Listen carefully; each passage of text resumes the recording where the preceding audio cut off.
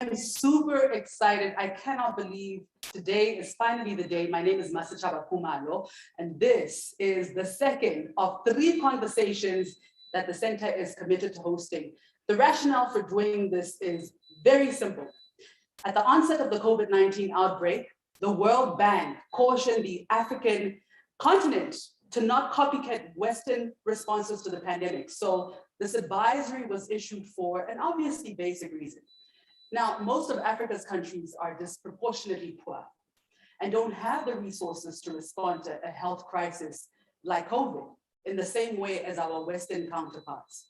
The United States alone will spend approximately $6 trillion towards its COVID response and recovery. Now that's nearly twice the amount of the total GDPs of the 55 countries on the African continent, which is $3.4 trillion. First conversation was live streamed in April and broadcast in May on BET Africa. The focus was to challenge Africa's public and private leaders to think creatively about how Africa might respond to COVID and to prepare to respond to future health crises. The second conversation focuses on a very specific strategy and a very specific question. What needs to happen to get Africans healthier? The reason for this focus has been driven by the data and by common sense. What has become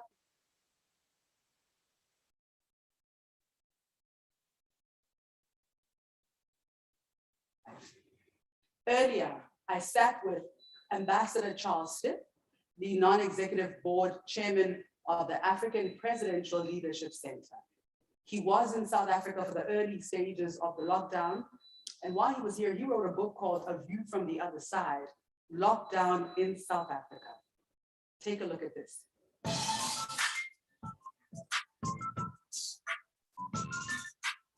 Now, Ambassador, the theme of this show is be healthy and stay healthy.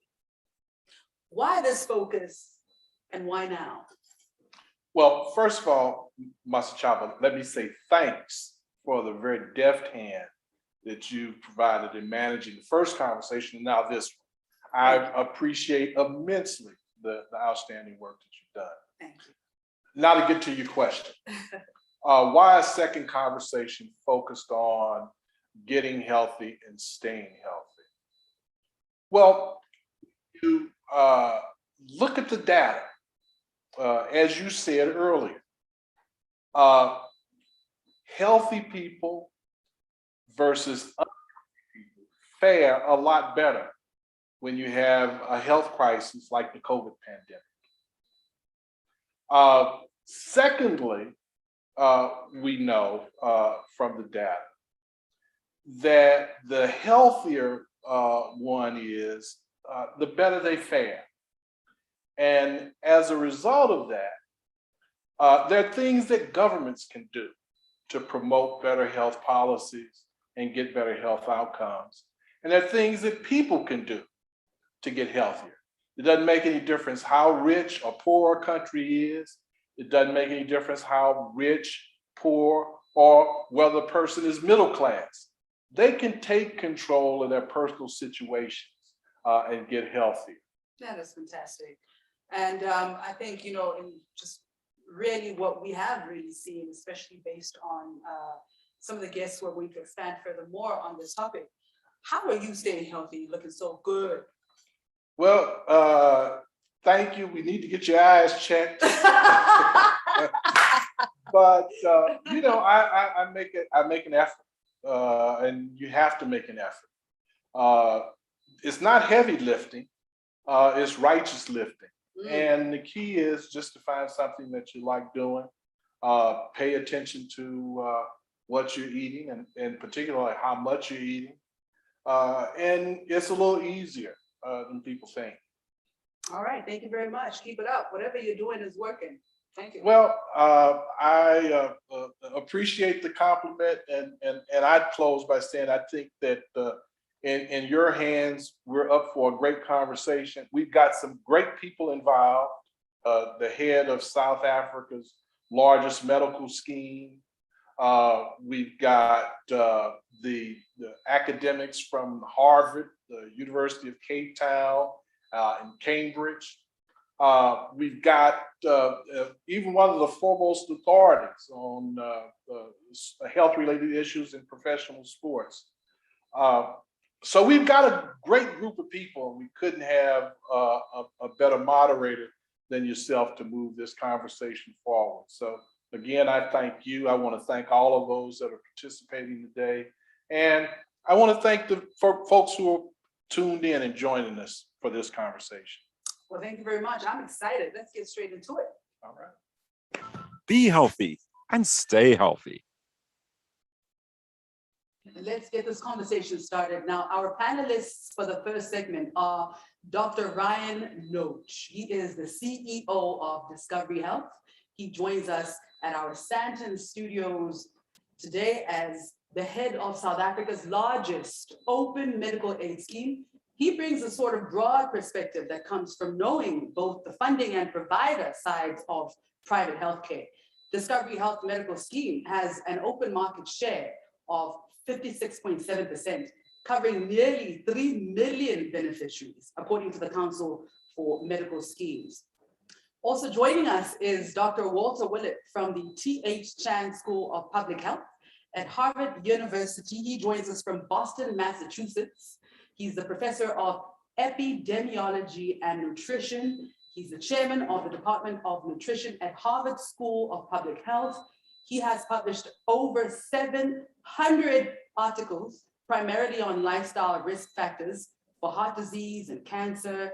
And he's written a number of books on nutrition and health, among which is the Nutritional Epidemiology. His recent book is Eat, Drink, and Be Healthy. This has also appeared on major bestseller lists, so that's something to look out for.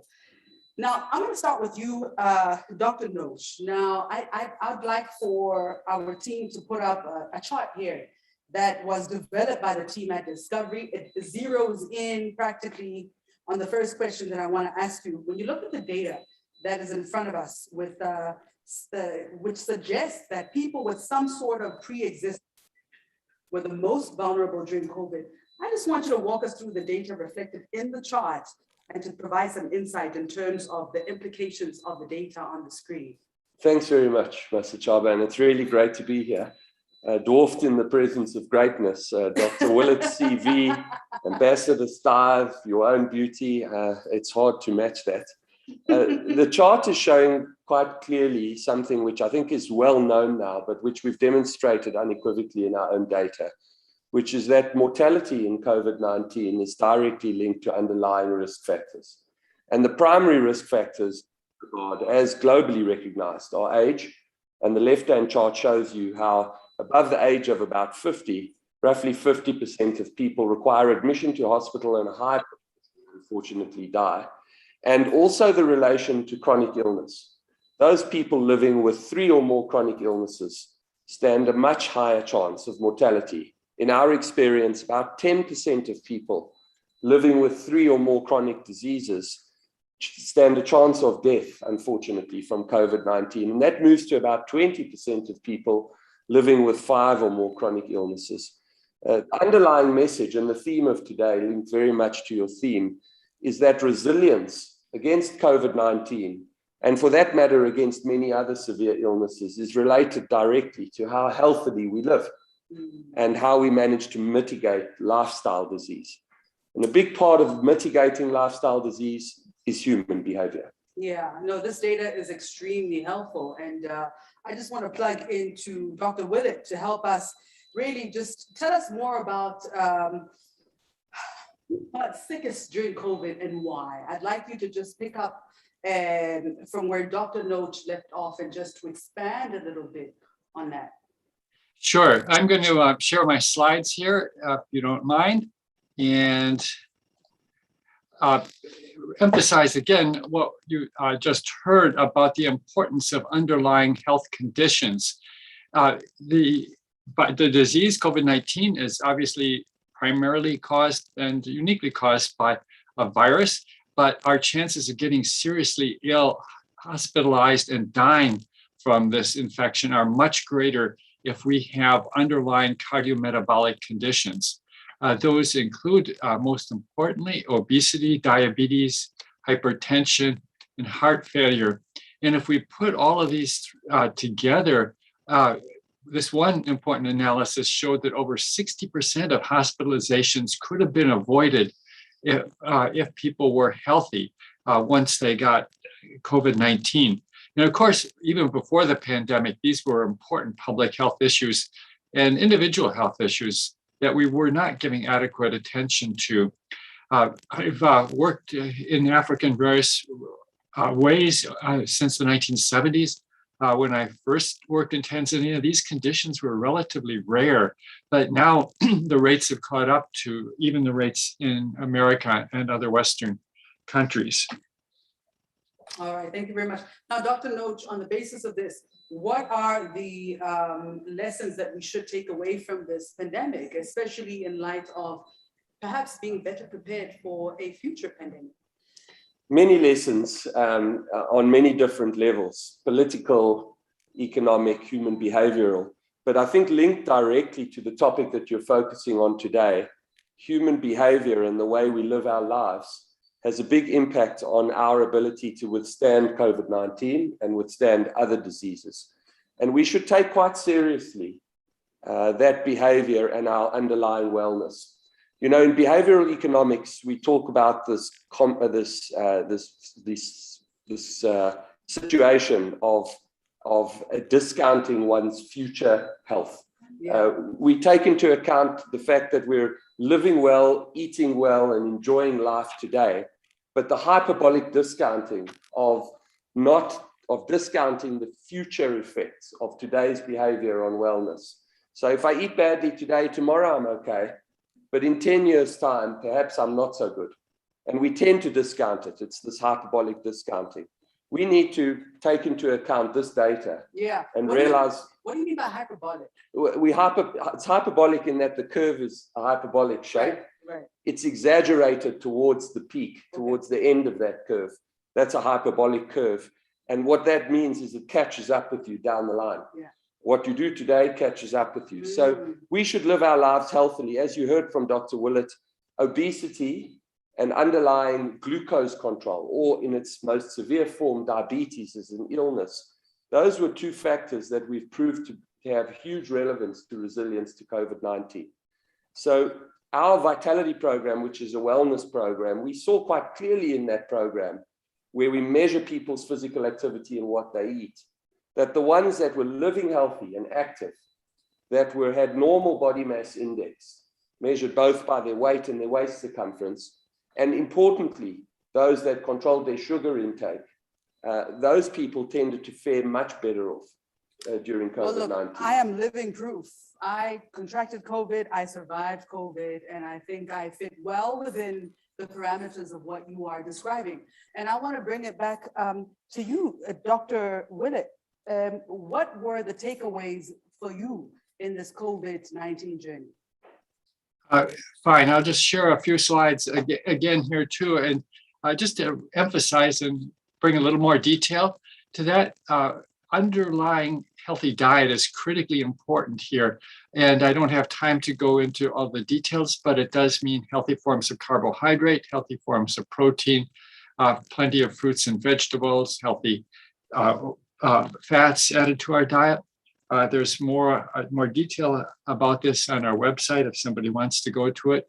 And also we have this information in many different languages. This is Swahili on our website. Most of the research has been in Western countries where it was mostly white populations, but basically our metabolic machinery is shared across race, ethnicity groups. And here we've looked at that. This is the benefits of a risk of type 2 diabetes with better diets. It's the same pattern across all groups.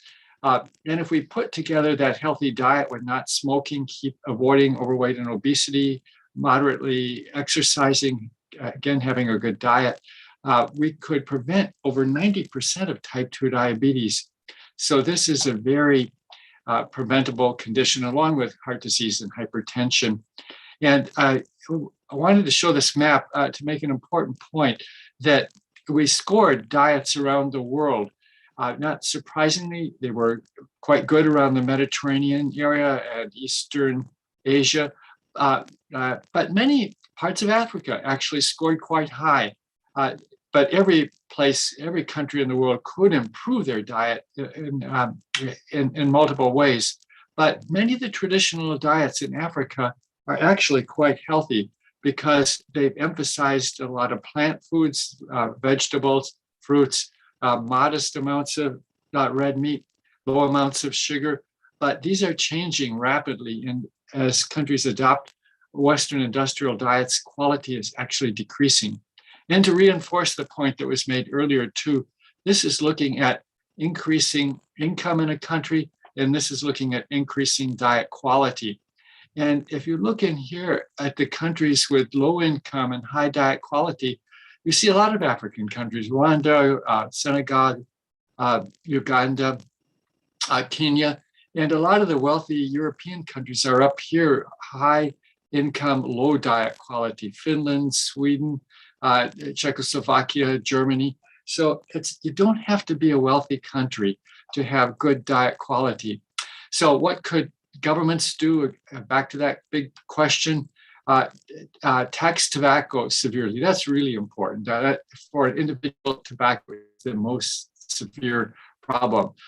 Preserve land for walking, biking, and play in urban areas. As I go around the world, I would put this almost at the top of the list for governments, because you can't recover the space when cities are growing rapidly, as they are in many countries.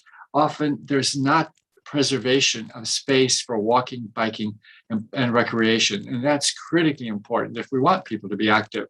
Develop national dietary guidelines, starting with traditional diets, and tweak them, modify them by new knowledge. They can almost always have some improvement, but traditional diets are a very good place to start with. Incorporate healthy dietary standards in all government policies. And go back to the sugar issue. Soda is really, if we had to pick one problem in our diet, that is the one that is most severe, and we should be taxing soda. This is really the new tobacco. So thanks. That's a quick overview. If it was up to me, we wouldn't have soda. Okay, I would Good get rid of it. I'm not sure my kids would agree. Yeah, you and me both. But now this conversation is interactive. We have participants from all around the world. And if you're new to this format, you can ask questions. And on the page is probably a sidebar. There are icons that indicate whether you raise your hand, ask a question. Well, the point of the matter is that you can join the conversation. If you're joining us from anywhere in the world, you can use the hashtag COVID conversation 2, as in the number 2. Type in your question, hit enter. And we have a question from a participant who's joining us from the United States of America. His name is Sam from North Carolina. And Sam wants to know, he says, I know that the focus of this conversation is Africa, but are there any lessons for America to be learned or experienced? Who wants to take that? Maybe I should take that, since that's where I'm sitting in Boston. And really the same lessons are there. For good and bad, we become more globalized, and the same bad behaviors and diets are affecting almost all the world now. So again, focus on COVID is going to be with us for as far as we can see into the future. And the vaccines are most important. There's some drugs are helping, but none of these are perfect. So we need to have many walls, many layers of defenses, and staying healthy as an underlying way of being with or without COVID is one of the most important walls of defense for getting seriously ill and dying of disease. So this can involve individual behaviors, but also governments play an important role here. For example, it is really hard to be physically active if you're in a crowded urban area and the air is polluted. And it really is going to take government to help preserve that space to control air pollution. And for diets, government can do a lot by making food healthy food available and affordable. In many places, a healthy diet is not affordable, and we need to put having health access and availability for healthy food is a high priority. I'm sorry to just jump in there, but I don't understand why eating healthy is not affordable in some places, because if you can just figure out how to plant seeds and grow spinach and grow cabbage and vegetables in your own backyard. And I want to know from you, Dr. Noach, like, how do you stay healthy? For me, it's a lifestyle, Yeah. a discipline. It's sacred time in my diary. No matter how busy you are, I make sure I get my 6 days of exercise a week. But just to reflect on two pieces that Dr. Willett said, both very relevant to African markets. Our Vitality program tracks and measures exercise, and it used to be centered around the gym primarily. What we saw during COVID-19 as part of the disruption is that people are exercising at home. Yeah. They're doing it online with an online trainer. They're doing it in the comfort of their homes, and they're doing it with a wearable tracking device like I'm wearing. Apple Watch or a Garmin watch or a Fitbit or some other wearable device. So the way people exercise has changed. What's interesting is we saw step counts decrease at first during the COVID-19 lockdowns, but now we see step counts and daily exercise actually have increased above the pre-COVID baseline. People are exercising differently. They're taking this resilience point to heart. They're doing it in a different place, but it's equally as effective. Yeah, no, I can agree with that, because I've figured out that I love intimacy. So I've downloaded an app on my phone that allows me to clock my time exercising. I can do it from the comfort of my own living room. So thank you very much for sharing that. And I'm delighted to hear that. We didn't discuss that beforehand, so that's fortuitous. I hope you're a Vitality member and you're getting points for your activity. I don't know if I'm getting points, but I have a life insurance policy with you guys, so well, I better be getting something. Stay healthy. Stay healthy. All right, that's the theme for tonight's, or rather today's Forever's conversation. For the theme is be healthy and stay healthy. Dr. Noach, Dr. Willett, thank you so much for your insights. Truly appreciate you guys. As a seg to our next segment, we thought we'd provide a health tip. Better health outcomes can be driven by government policy, but people taking personal responsibility is equally important. Now look, listen, and learn about something you can do to be healthy and to stay healthy. Watch this.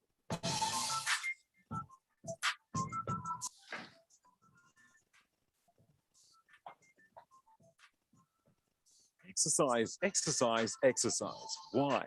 Because it's good for you. Most people don't exercise enough, but there's a limit. Go hard or stay home sounds good, but it's not necessarily good. Start smart. Develop a workout routine you can handle. Find exercises you like. It doesn't have to be lifting weights or power squats or cycling. Something as simple as walking regularly, doing something to tighten up that tummy, and eating fresh fruits and vegetables and more fish will get you headed in the right direction. If you make the choice to get healthy, you'll feel better and be better able to battle infectious diseases like COVID-19. Be healthy and stay healthy. My name is Masachaba Kumalo, and this is COVID Conversation 2. Now, Dr. Noach of Discovery Health and Harvard nutritionist Dr. Willett provided some insights into who was most vulnerable during COVID and why. Now let's drill down a little deeper and ask another set of critical questions. Our first panelist for this segment is Dr. Tolula Oni. She is a public health physician scientist, and she's an urban epidemiologist based at the Medical Research Council Epidemiology Unit at the University of Cambridge. She joins us via Zoom from the UK. Hola. Hi, thanks for having me. Thank you, it's so good to have you. Now, the doctor also leads the Global Diet and Physical Activity Group at the unit. Her global practice is grounded in science-informed, Africa-led, health-forced approach to generating new knowledge that supports partnerships between science, policy, and societal role players.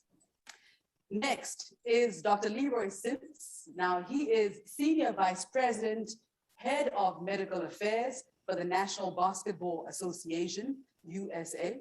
Dr. Sims is responsible for the organization and provision of medical care at all domestic and international NBA, WNBA, and G League events. Joining us via Zoom, he's responsible for monitoring global health issues and disseminating information specific to NBA events, an event participant, infectious disease exposure, and NBA business travel in the form of medical advisories, vaccination recommendations, and overall health safety assessments. Thank you so much for joining us and welcome from sunny South Africa. It's good to have you. Thanks for having me. Our third panelist is Dr. Lwazi Manzi, who serves as the head of the Secretariat of the African Union Commission on COVID-19.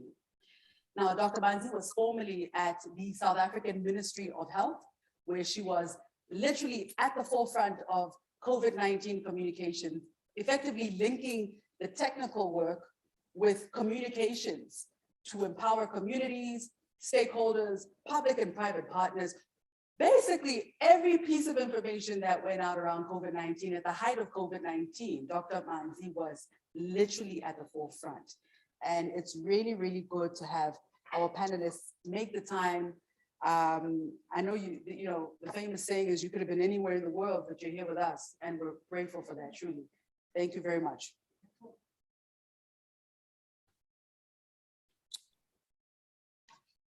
All right, so I'm going to start by asking all of you a very basic question. How important is being healthy in surviving something like COVID-19? Dr. Sims, let me start with you. First of all, I'd like to say thank you all for having me. It is a pleasure to be here with this esteemed group and for this opportunity. I practice in emergency medicine and I'm a board certified sports medicine physician. Work at the National Basketball Association. And so I've seen the pandemic up close and personal in the emergency department, but I've also seen how we've tried to optimize health through our athletes to return to sport during this pandemic. What I have seen most, which was reflected in the data shared by Dr. Willett and Dr. Noach, is that chronic conditions put you at the highest risk for complications, hospitalization, or dying from COVID, and that being healthy is protective. And it is really vitally important that people are healthy in the case that they do contract COVID to be able to fight it off and to survive. So I believe that being healthy is a protective mechanism in the fight for this pandemic. And that health is reflected in multiple ways, which was highlighted in the previous session. Eating well, exercising, really limiting the bad things that can be in your life, such as tobacco and sugary foods. Making sure that you sleep well and paying attention to mental health. I think all of those things make a difference. Even if someone who's healthy contracts COVID, there's a mental component to it that people can speak to, the anguish of being isolated and separated from friends and family, not being to go around and trying to recover. So being healthy is probably the best thing we can do in general, but protecting ourselves against this virus in particular. Now, you're the head of medical affairs for the NBA in the United States of America. The health of some of the world's greatest athletes is under your care. The NBA was one of, if not the first pro sport leagues to get back to scheduling games. And the guys that play in the NBA are fit. You've got to be fit to run up and down the court every 24 seconds for 48 minutes. How did the health of the athletes give you the confidence that the NBA could get back in business? So first off, I'd like to say that our athletes, you're right, they are optimal, they have optimal health and they maximize their performance. But it's not just me. I don't work alone. I work with a team. And our athletes in the NBA are surrounded by sports and medical professionals who help them optimize their health and enhance their sports performance. What I mean by that is we have physios, we have doctors, we have dietitians, we have mental health specialists, all dedicated to our athletes, helping them improve their health, maximize their performance. What we achieve in the NBA is through our role models, our athletes And they, number one, they pay attention to what they eat. They have to fuel that machine, that body, as you say, to run, to jump, to really go, not just 48 minutes, sometimes extra time, overtime. And they have to pay attention to that. So they focus on fruits and vegetables, on hydration, on healthy proteins, on making sure that they get appropriate whole grains to recover those muscles, to build those muscles in that mass. Next, they focus on exercise. It is their sport, it is their lifestyle. And that exercise is cardiovascular exercise, it's running, it's jumping, it's weight resistance and weightlifting and resistance training. They do cross training. They focus on Pilates and yoga and being flexible and limber and nim. And they focus on recovery. It's not all go, go, go. The body has to recover if it's going to take it to the next level. So exercise and diet are really important. Sleep is another one. And I really applaud the leaders in our sport and focusing on the scheduling of the game such they've spaced it out more so that guys have an opportunity after a night game and flying to the next city to sleep, not just going back to back. Sleep is where we recover. Sleep is where we grow, and we pay attention to that. And finally, as I said before, mental health. It is really important, stress reduction. So we do have active engagement with psychologists and psychiatrists, mental health specialists, making sure that guys have an opportunity to visualize, to recover, and to really focus on the mental aspects of their health and their game. Those are the things that our guys do. And I think that our athletes have been role models to that end, making sure they address those four key components: exercise, diet, sleep, and stress reduction. That's wonderful. Thank you for that balanced perspective. I'm so glad that you raised the issue of rest and recovery, which is something we don't often talk about because we just want to go, go, go, go, go, and just keep pumping that fuel in, but really not taking the time to allow our bodies to recuperate. Now, Dr. Oni, you have a wealth of experience in dealing with public health issues and urban populations. Now, I've got two questions for you. Let's start with the first one. How important is being healthy in surviving COVID-19 and other potential pandemics in the future? Thank you. That's a really critical question. I think the first thing to reflect on is that actually we've known this for a while. We've known that these conditions that we've spoken about so far, the obesity, the diabetes, the hypertension, we've known before the pandemic that they increase your risk of infectious diseases. So before I was working in urban health, I worked in HIV and tuberculosis for a long time. We've known for over 100 years that diabetes triples your risk of tuberculosis. Right. So the COVID, the interaction between these conditions and infectious diseases is not new. What COVID has done is because it's this pandemic that is affecting the whole world at the same time, is that it's really drawn attention to the increased risk that people face when they have these pre-existing conditions. I want to actually highlight three things that are fundamental to life and also then fundamental to staying healthy. The food we eat, the air we breathe, and how we move.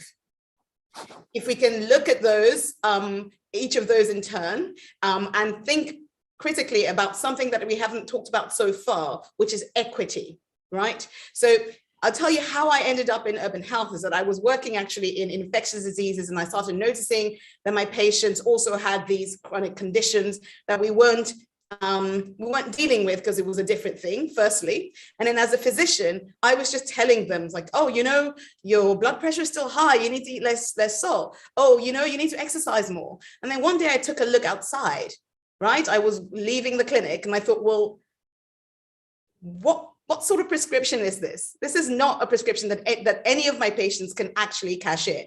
Because I look around at the food environments that they're living in, I look around at the built environment they're living in, and actually I'm handing them almost a death sentence by saying you should go for a walk, because it's actually quite dangerous to go for a walk where you are. So I started thinking upstream to say, yes, it's really critical, behavior is really important, but fundamentally, we have to be thinking about how to make the healthy choice, the easy choice for everyone.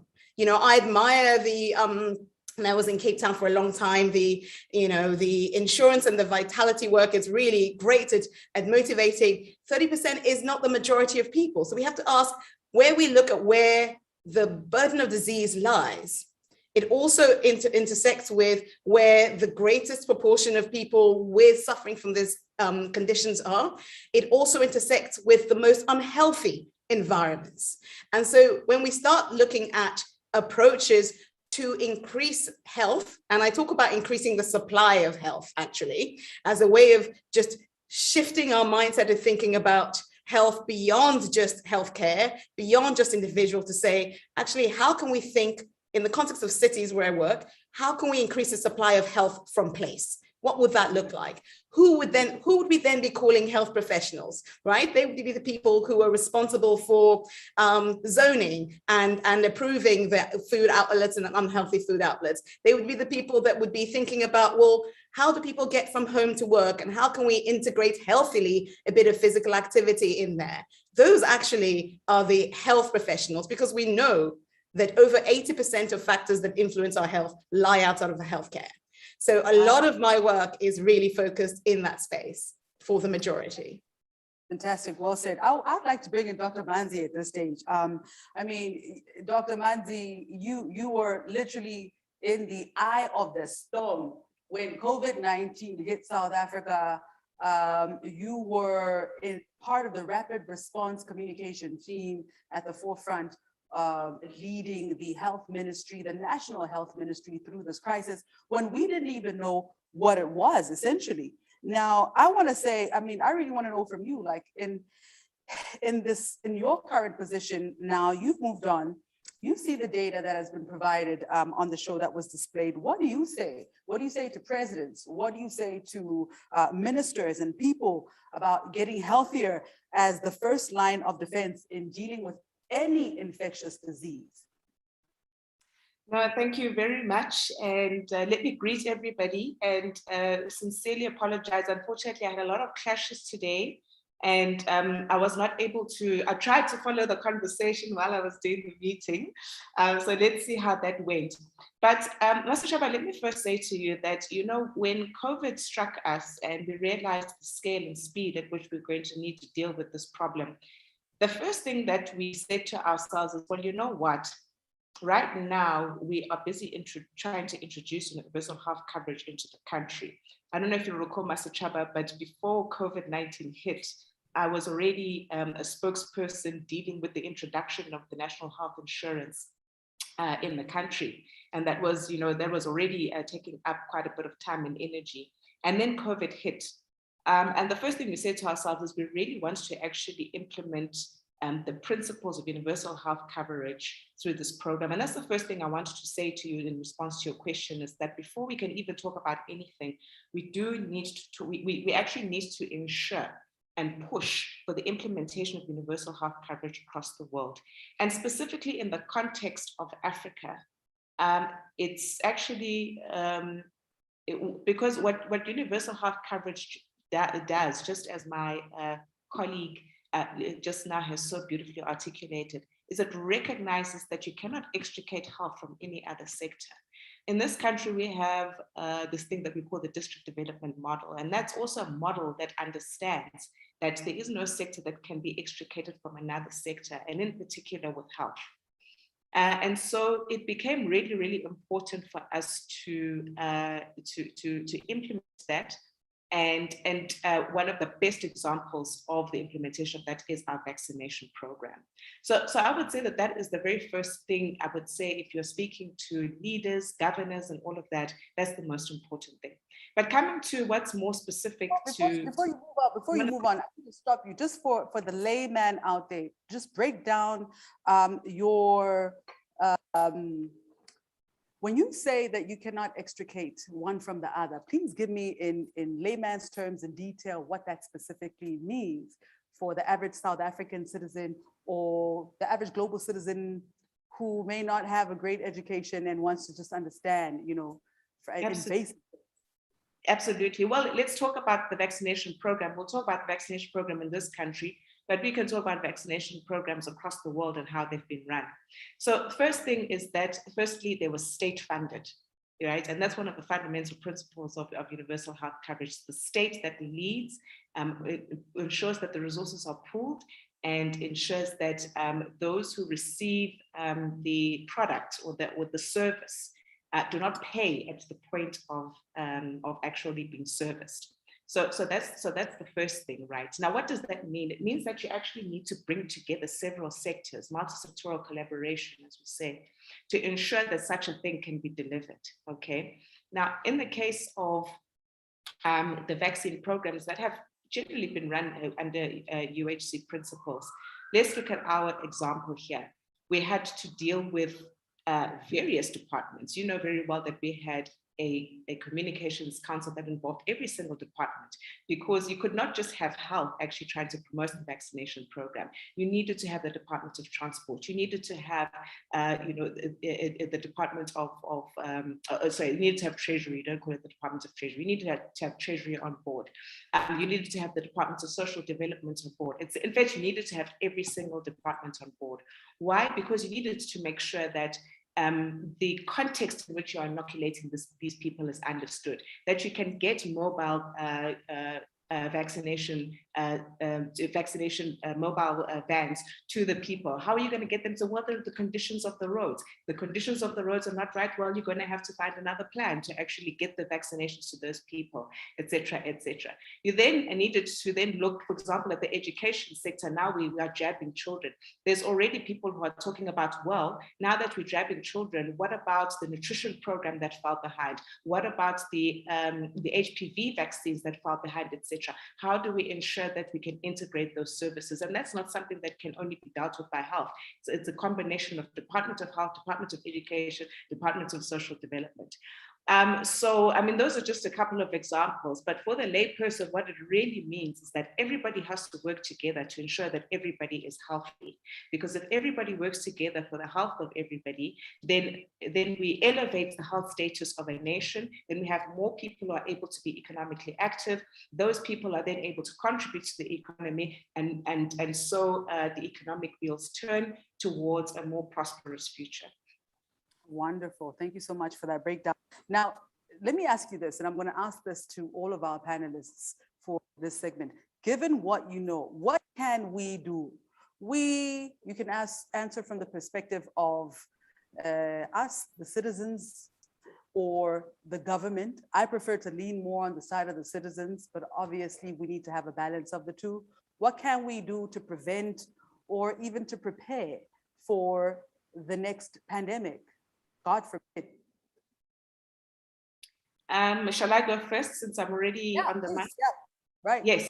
Okay. So there are a couple of things that the ordinary citizen can do, right? The first thing is the way that they take care of themselves and their family. And the second thing is the way that they interact with those who are in leadership and those who are charged with being able to actually execute certain mandates to lead us into a more healthier state as a nation, as a region, as a globe.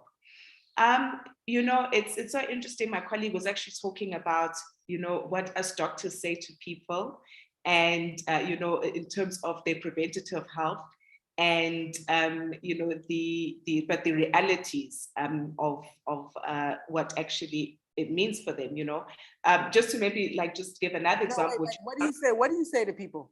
Yes, no, you know, for example, I'll say to Umama Uti, you know, Mama, your blood pressure is very high, you must exercise, you know, must at least exercise 30 minutes a day, even if we tell them queen, it's okay, you can just, you know, do squats. And then she'll say to me, no, but doctor, I walk to the taxi rank 60 minutes a day. Does that count? Yes, and it counts. But I think that's the point that I'm making, is that I think that the first thing we need to do, I've always said, having worked in a trauma unit for 12 years, various trauma units for 12 years, that the first thing that makes people sick is mental subjugation.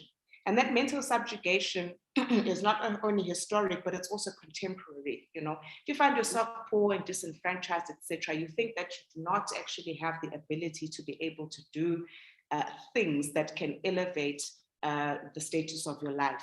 But I would like to beg to differ, you know, that I think that it's very, very important to get into that mentality of using, growing, and investing in what you have. If you live in a shack and you've covered the exercise part. So we know you walk 2 hours to a taxi rank, okay? Yeah. But you do have a wall. You can use your wall to grow a green wall. You may not have a big yard, you may not have but you can actually, on your shack, you can grow a green wall and you can actually feed your family, and then you can pool, because people live so close together, stacked together, you know, nobody lives in isolation in the shack. Then you can pool your resources as a community, say, okay, you take care of the potatoes, you take care of the bean, you take care of the carrots, etc. You know, and then you can share those resources, and before you know it, you actually have a farm on the walls of your dwellings, whatever dwellings that you live in. And this doesn't just go for those who live in those environments. Even those of us who live in suburbs, we really should be thinking like that, you know. You know, there's a thing that South Africans do, which is called stockpiles. You know, South Africans pool their resources to buy food, gifts, etc. at the end of the year to celebrate.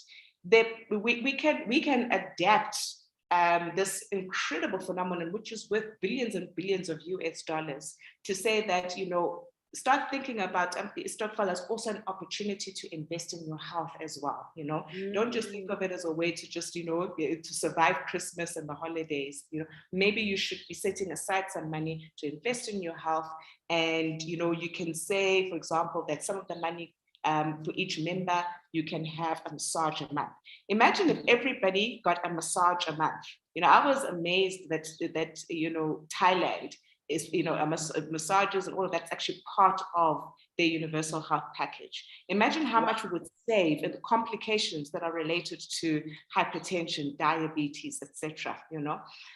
So, you know, I just feel that as a society, as individuals, we just need to change mentality and understand that what we have is very valuable. Whatever it is that you have is very valuable. You can build on it and you can invest in it for your own health.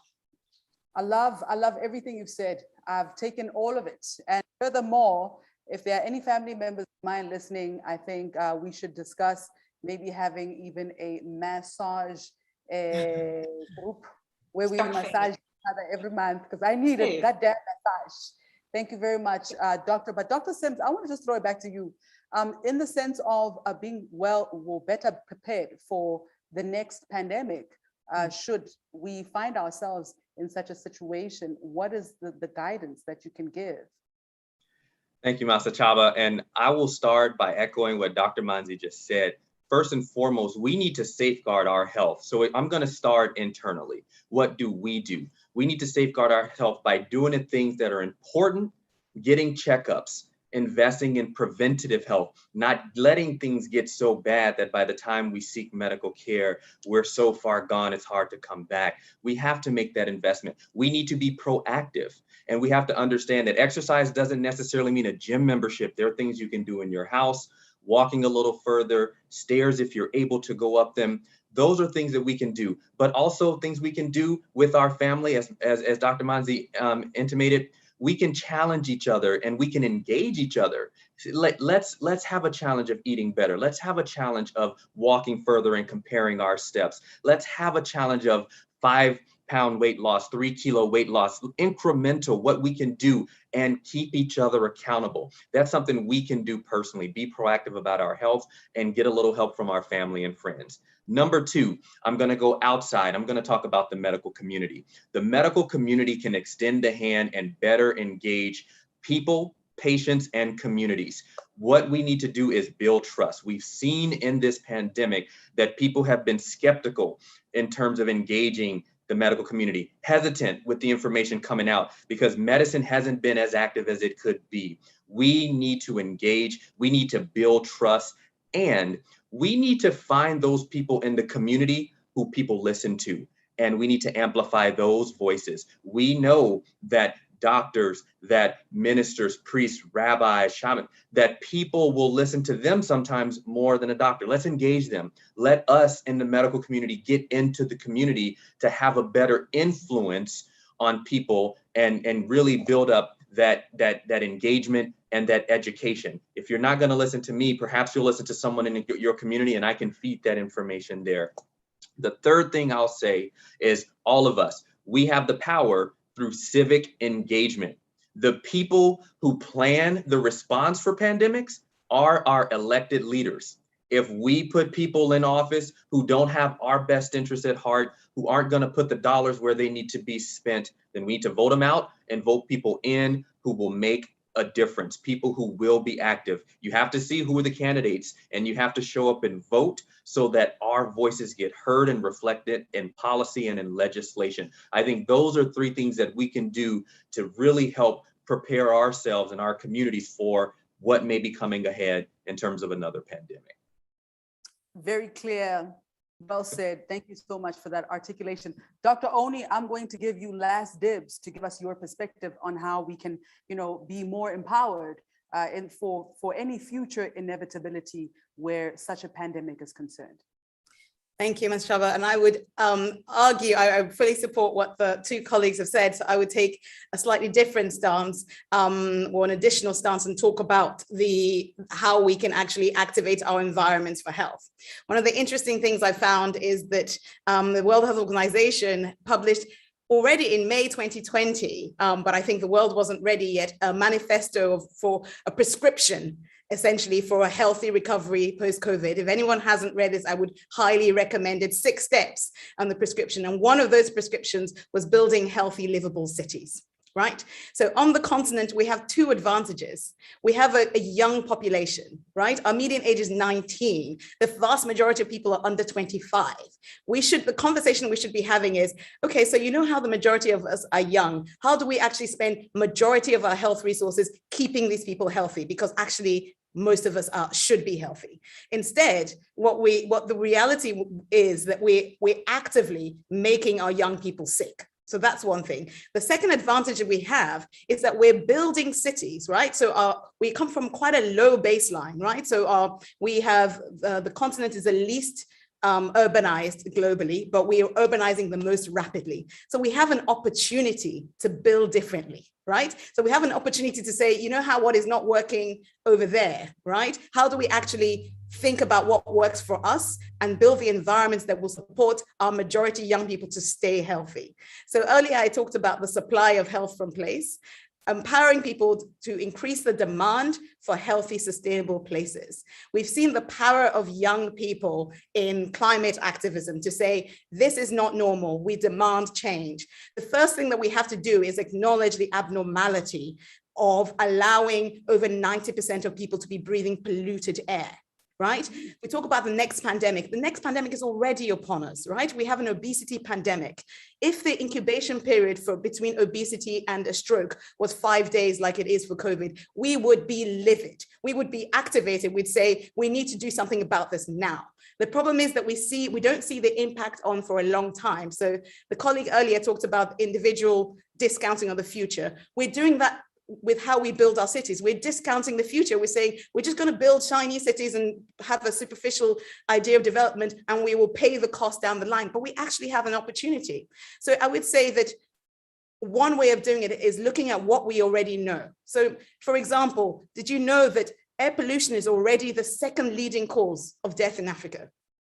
And yet, yes, and yet only about 6% of children live within 50 kilometers of an air quality monitoring station. We can't address what we do not measure, right? Ooh. So what do we know about what air people are breathing? We're not measuring it. What do we know about where the hot spots of the unhealthiest food environments are? We are not measuring it. What do we know about who has the most access to green, healthy space and who doesn't, and who needs intervention? We're not measuring. Some of the work that we're doing is actually taking both of those things and saying, young people are not just beneficiaries, they are the key agents of change, right? So they are the ones that we need to work with to capture that, to democratize the data, to capture that their environment, and kind of, we look at it and let's get angry about it, and then let's put that out there to say, you know what, this is not normal and we demand change. Whoa, we demand change, and we demand it now. Dr. Sims, Dr. Oni, Dr. Manzi, thank you so much. Now, as we get ready for our next segment, here's another very valuable health tip. Listen up.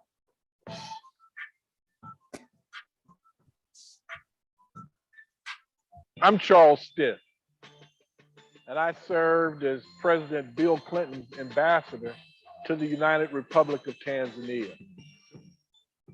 So you know I'm not a personal trainer, and I don't have a personal trainer, but I do take being healthy seriously.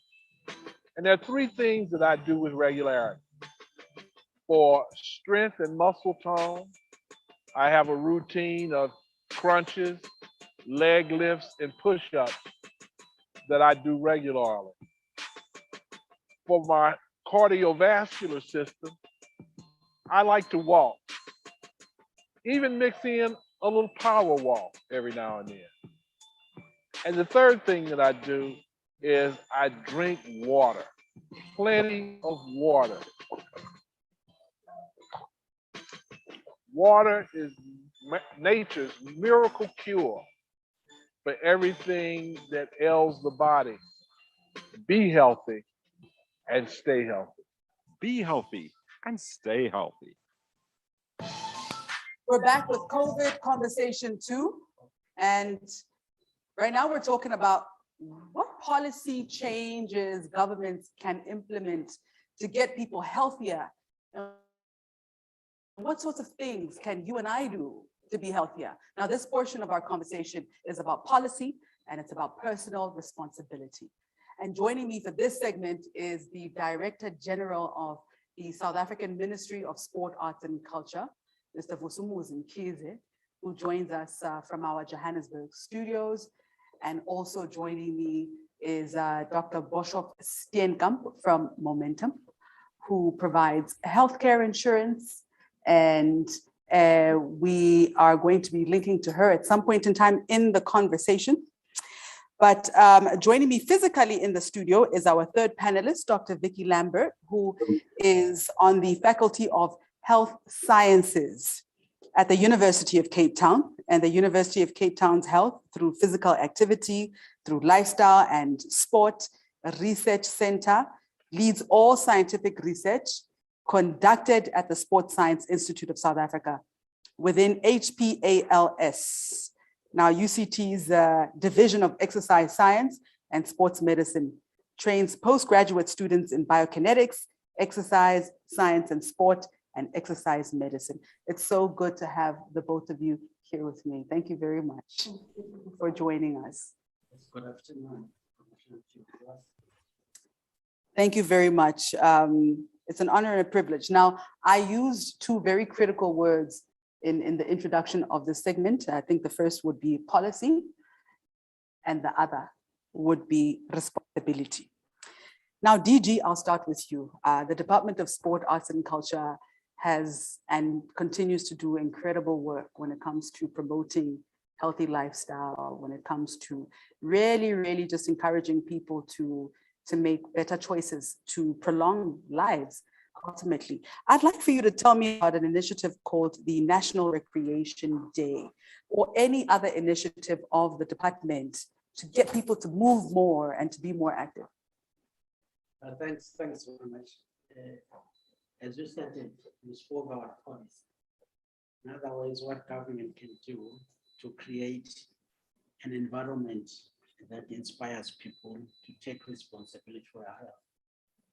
And I think we are fortunate that the South African government, as early as 2014, decided that they will declare a very strong campaign of National Recreation Day, which occurs every October, during the month of October. And it is aptly called, I Choose to Be Active, What About You?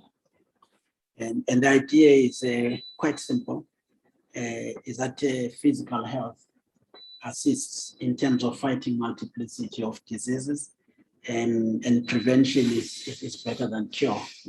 So the understanding is that if people engage on the physical exercise, whether it is big walk that we have as a department, it became clear that it will assist in mobilizing the whole nation as government lead from the front under the banner, I Choose to Be Active, What About You? So in that way, that political leadership and political commitment to encourage healthy lifestyle through active physical exercise, whether it's 1 to 2 hours a day, is critical to fight obesity. I think South Africa's situation, it is alleged that we've got about 42% of women in urban settings who are obese. Now, that is a risk of cardiac arrest. It is a risk of respiratory breathing problems. So it is important that government leads from the front. And that's why you see Minister Natin Teko sometimes even riding a bicycle. And we all wonder, where does he get time? Oh yeah, we all struggle to keep up with him. He's leading by example all the way, leading from the front. DG, thank you very much for that. Now, Dr. Lambert, I'm sure some of these sentiments by the DG resonate with you. I mean, over the last year and a half, you've been involved in meetings all over the world, focused on getting people to be healthier, to achieve better health outcomes. And your team and yourself have been at the forefront of the Western Cape on Wellness Program. Now, the acronym for that program is WOW. I like that. Tell me more about that. Maybe if I can just take a step Maybe, back. excuse me, can we get the cover of that report on the screen if that's possible? Or you can just take us through in the meantime. Yeah, Yes, so ma'am. maybe if I can just respond a little bit to the DG as Yeah. well. So, and to colleague Charlie Oni from the previous segment. I think what is highlighted is an intention of government to support a healthy, active, winning nation, and we respect that. But COVID, in a weird sort of way, provided a window of opportunity because there are only 8 countries in the whole of the African continent that have a national physical activity plan, and South Africa is not one of them.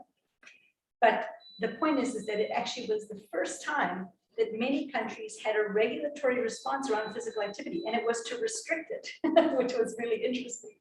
And so we were very fortunate to dialogue with national government about the COVID physical activity restrictions to help them in easing the lockdown. But also we decided 40 academics over 9 countries mobilized to actually say it's not just about COVID, it's beyond COVID. And the fact that we need to actually embed physical activity in all sectors. It's not just health. It has actually, in fact, as Tolu said, 80% of the activity around health is outside of the health sector. And we need a cadre of trained personnel. Sports community, probably more community coaches than our community health workers. And those individuals can be involved in mobilizing and providing recreational activity within communities. And the issues around safety, this is key. And you have a social contract with your communities to actually establish or to create equitable access. And the good thing is that we know that this can take place. It's happening within Africa. It's happening in countries such as Rwanda and Tanzania. And there are really good examples from South America, countries which are just as challenged as many of the countries in the African continent, who are providing community-based physical activities in low-income, high-risk communities through government-funded programs where they have a cadre of trained, not highly trained, not physical education, but people who just have a passion. And the program that you described, the Western Cape on Wellness, has a small team, a tiny team of people in the government, but it has a massive team of volunteers. And these volunteers actually put themselves out there running programs that they've been trained to do in communities that are in high-risk situations, where it isn't safe to exercise outdoors. And they are taking back the streets. They offer play streets in some communities, closing down a neighborhood street so that the children can actually become physically active. But it needs to be a two-way street. It needs to be attention from all sectors of government, and it needs to actually then community engagement, as everyone has said. Well, thank you very much for that. And I'd like to just come back to you, DG, just to get a sense from you. You know, as much as we are balancing the conversation between what government can do to better prepare for the next pandemic, the conversation is also about what you and I can do to be better prepared in the event of the next pandemic. What is your personal advice in that regard? I believe that if you look at the impact of COVID and the issue of vulnerabilities and the comorbidities on which it plays itself and hit hard on individuals, resulting in prolonged hospitalization, or in cases of death, it is clear that as an individual, you have a responsibility to do active and physical exercise, but also it's important that as an individual, you do not feel that you only have to have a membership at a Virgin Active or at any other gym, but rather that you take a responsibility and just exercise from time to time regularly, and but also be able to understand that you have to take charge of your health by just avoiding this habit of eating makwing. If everybody understands that. Yeah, for our global audience who are joining us, yeah, a fat cake, guys. Yeah. Made from dough, like literally dough, and just minimize, everything in proportion. Yeah. So the government has what we call a Move for Health program. Yeah. And in which we will encourage old and young to come together, whether it is in a park or whether it is at a stadium that is available.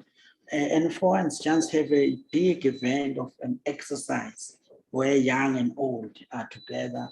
And sometimes we get the experts, training experts, to be part of that. And then I tried once. What did you try? It was extremely hectic at Loftus First. I didn't realize that I have become so bad. But I could always use an excuse of COVID-19. There you go. At least you tried. Yeah. So I'm saying it's quite crucial, and Mr. Chaba, that individuals take that responsibility. Exercise when at your home. You don't need a huge gym, expensive equipment to do that. It starts with the mindset. This is about me, it's about my health. And what is it that I can do? We are fortunate that most exercises don't require expensive things, and we must remove that myth. Let those who can afford it do. But you can use a carpet to do your exercises. You can use the floor to do the exercises. So let us just choose to be active and then move for our health to be in good space. So I think that is what I would say from our side. But also then let's just pursue then what we call a lifelong lifestyle for wellness. In that way, I think South Africa will be healthier. And I think, Prof, one of the things that she's raising, in fact, is about collaboration between government, individuals, as well as, of course, private sector, that everywhere we must try and encourage the issue of active lifestyle and wellness. And even at work, we want to encourage that workers, when it is break, where there is little space, particularly for women who have a lot of responsibilities. When they go home, they must cook. And if there are gyms at workplaces, it gives them opportunity to take a break, just go there. And you've got a refreshed employee who is more productive. And so this as an individual, but I think ourselves as organizations, as government departments, we have a responsibility to give that opportunity and an enabling environment for people to really choose to be active and then be able to have space and time to be able to do so. I love that. I love that. And as the slogan goes, I choose to be active. How about you? Now, joining us virtually is Dr. Boshoff Steenkamp from Momentum. And Momentum provides healthcare, insurance, and investment solutions in South Africa. He's been with MMI since August 2013, where he works on strategy and he represents MMI at various forums on strategic matters impacting on healthcare financing. From 1985 to 1994, he worked as a medical officer and epidemiologist, registrar in pathology, and regional head for the Department of Health. Welcome to our conversation. Thank you, Doctor, for joining us. Good afternoon. Thank you very much. It's such a fantastic discussion. You heard the inputs of our two guests in the studio joining us from Sandton, Johannesburg, Gauteng, Dr. Vicky Lambert, and the DG of the Department of Sport, Arts and Culture, Mr. Vusungu Suthize. What are your inputs in this regard, especially pertaining to being healthy and staying healthy in this time? Good. First of all, thank you for the fantastic opportunity. I really enjoy this discussion fully, and it really is very engaging, and we really got to solve the problems that we're facing. We start from a very bad point. We start where there were 270,000 people died more due to COVID, related to COVID, than we've had since 3 May. We have excess deaths of 270,000. We've now seen how we know what the underlying things is. We know how important it is to be healthy. We know how important it is to eat well, to exercise, to have clean air, and to have all these opportunities. So, and as we've seen with the response to COVID, we've had the unprecedented collaboration between the public and the private sectors. I've been in this health system for 40 years, and this is the first time that we've ever witnessed anything to like this vaccination program, which was built by government and the private sector, and it deals on the principles of universal health coverage. We need to learn from this lesson and introduce universal health coverage in a sustainable manner that actually makes use of all of the resources we have together in the country, so that we could do all those things. And there's a lot of things that we can do. I think this has taught us, if we collaborate, we can do better. We can take things like the health market inquiry report and make those changes to the private sector that are needed. And then we can collaborate and, as a country, solve our country's problem, as an African country with African problems. That is what we must face it. We've got this massive inequality issues, and through the necessary changes to our systems, we can. And then when it comes to getting more people to move, we can do different things. We can get the disincentives. We've got can punish through taxes, sugar taxes that will reduce it. But there are also incentives that we should be experimenting with. Momentum has got a multiplier program similar to that of Discovery's Vitality. If you do your exercise and you're healthy and you do all of your things, you actually get a discount on your life premium. So that type of discounts could be included in a tax credit to incentivize healthy living on top of all the other measures that are in place. Because it's a behavioral problem that we have to face, and we need to pull the right levers so that we can all change and all have a unified and a systematic approach in dealing with the health problems that we have. I'm very passionate about this, so I'll stop now. No, we love it. Please, we are here for all of it. And of course, the conversation continues. Remember that if you do want to join, be part of the conversation from wherever you are, you're more than welcome to send us your comments or your questions, and be sure to hashtag COVID conversation 2, as in the number 2, ladies and gentlemen. Now, just in closing, I'd like to basically give you 30 seconds, Dr. Ndiji, to just wrap up the conversation in light of your advice to the world, and especially from where we find ourselves today. I thank you very much. This has been a joy, and I really appreciated what was said a moment ago. The WHO has a global action plan for physical activity. Active people, active communities, active environments, and active systems. And so it speaks to collaboration. It speaks to personal responsibility. But I do want people to remember that UNESCO indicates that the right to physical activity, sport, and play are a basic human right. And so we need to make sure that we actually have a structure within government, local, national, regional government around the continent, which actually supports that. And there are countries and examples that we can learn from. And I think that, to me, the most important thing is to actually have a physical activity security, so that such an example as was led by our colleague from Momentum can be practiced, not just for the people that are health insured, not just for the people that are paying tax, but for the entire community, that we need to level the playing fields. That's very important. Fantastic, thank you. And DG? No, thanks, Ms. Shawa. I think first, the mindset, and we must understand this is about me. South Africans and just Africans in general must avoid investing for should I die, and invest more about while I'm alive. So that at the end of the day, when they have to purchase or buy things, there must be things about health.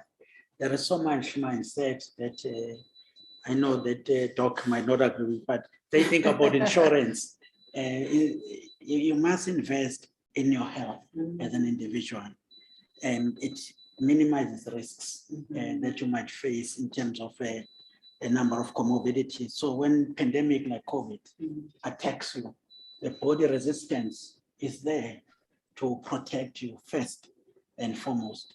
But secondly, I think we've got as a Department of Sports and Culture, and I'm hoping all the African states do the same, create spaces for people, secure spaces for people to exercise. And we do have multiple courts that we have. We've got the public gyms that we're building as a Department of Sports and Culture. And we want to encourage every South African to find, there must be a sport you can play. Even when you are old, I know there is this ball. Is that golf? Which one is that one? So for the elderly. So you will understand that at the end of the day, let's invest in our health and let us make sure that every time we encourage young people to participate as much as the elderly in physical exercise and make it a regular thing to do and not a once off. In that way, we'll have a healthy country, healthy South Africa, a healthy Africa. Thanks. Be healthy and stay healthy. Thank you very much, Doctor. Thank you very much, DG. What an honor and a privilege to have you both in the studio. Moving forward, we are definitely going to be getting some more health tips. We have another from someone tuning in to this conversation. Oh, it's a question. Now, this question is from South Africa. Before I let you both go. Now, Tommy wants to know, he says, I play golf regularly. Whoa, wait, is this enough exercise? If not, please don't suggest basketball. I'm 70 years old. No, do what you can. I think that's the best. Yeah, there is bowling. That's what I was talking about. Oh, you're talking about bowling. Yeah, it looks bowling. Like golf is for the 70-year-olds. Maybe I'm being biased. But remember the whole One body. of the most revolutionary things from the World Health Organization this year was that any activity is better than no activity. So while we want people to try to accumulate 150 minutes of at least moderate, less sitting. So we should be doing this interview standing, I think. Yeah, so golf is certainly, and even the conversation around walking to transport. That's one of the reasons why we want a transport system, because it actually provides that opportunity for activity, getting to and from. So golf is good. Yeah, golf, keep doing it. It's fine. You're on the right track. And remember, when you hit the ball, you still have to walk a long distance to go to the other hole. So I take everything that I said back. I take it all back. So no disrespect to you golf players. I've never understood what people do on the golf course. I'm like, how do they bust a sweat? Like all you do is just like hit a ball around. So I take it back, as long as you're not sitting on your backside. Yeah. Now we have now come to the final segment of what's been a very interesting, or we're about to get to the final segment of what's been a very interesting conversation. But before we do that, I would definitely just like to really come back to you, Doctor, who's joining us here virtually, just to get final dibs on your advice on what do you do to stay healthy? And the physical fitness. I just love it.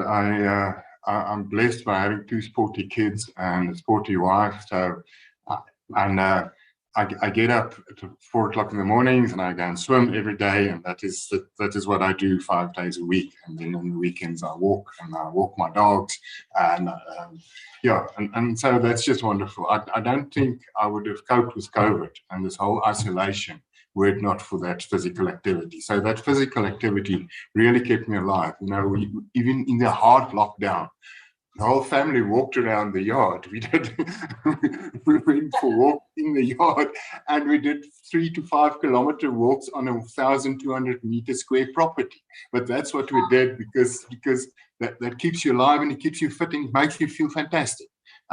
If you've exercised for more than 30 minutes, you've worked up a sweat, you actually have invested in your future. And every 30 minutes that you do that counts for you. and it's just fantastic, and it's so enjoyable. It becomes a habit, it becomes a lifestyle, and I'll never look back. Thank you. There you go. Thank you very much. All these health tips coming through. Here's another one. Aside from the interesting conversation that we're having right now, we've been just throwing those health tips at you. Here's one before we move into our final segment.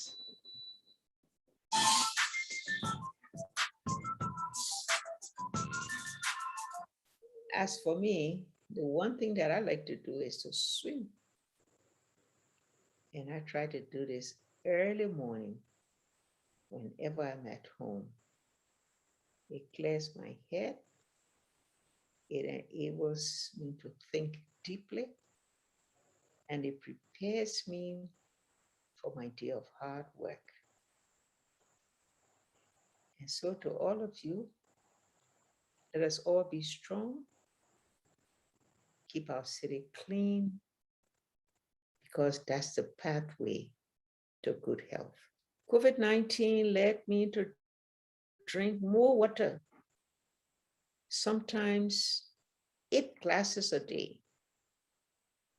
I did not used to do that before, but I was mindful of following all the health precautions. It keeps me from getting tired as I work. Africa has all kinds of fruits. You see them in the market, you see them on farms, you see them in plantations, bananas, orange, pawpaw, pineapples, mangoes, etc.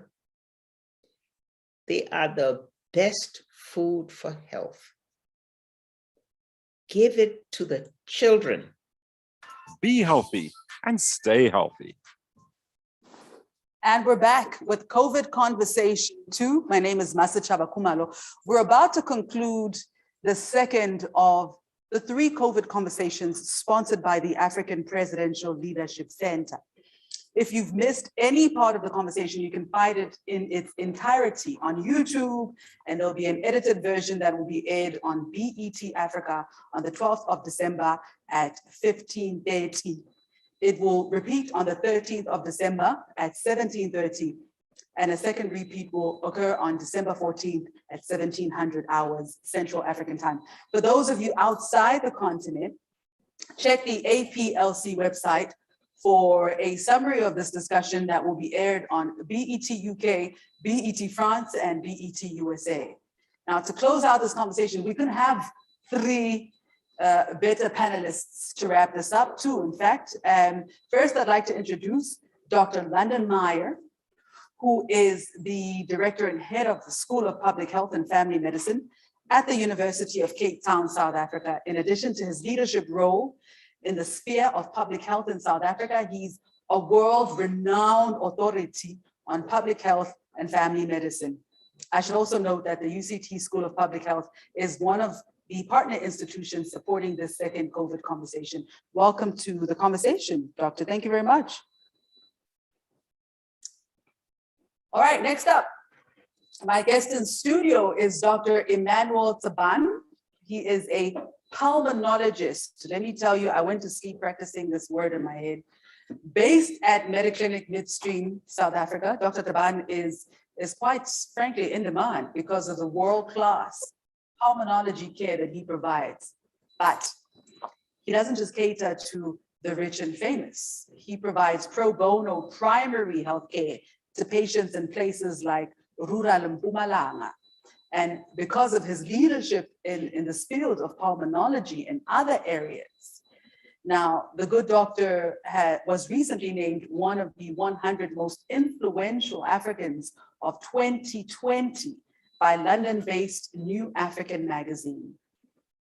All right, so I'd also like to introduce our panelist, Dr. Matshidiso Moeti, who is the Regional Director for Africa for the World Health Organization. And needless to say, she's had her hands quite full. As you can imagine, Dr. Moeti is the first female of the World Health Organization Regional Director for the entire of Africa. And over the past 5 years, she's led a transformative agenda that's widely acknowledged to have improved the performance and effectiveness of the organization. Thank you so, so much for joining us.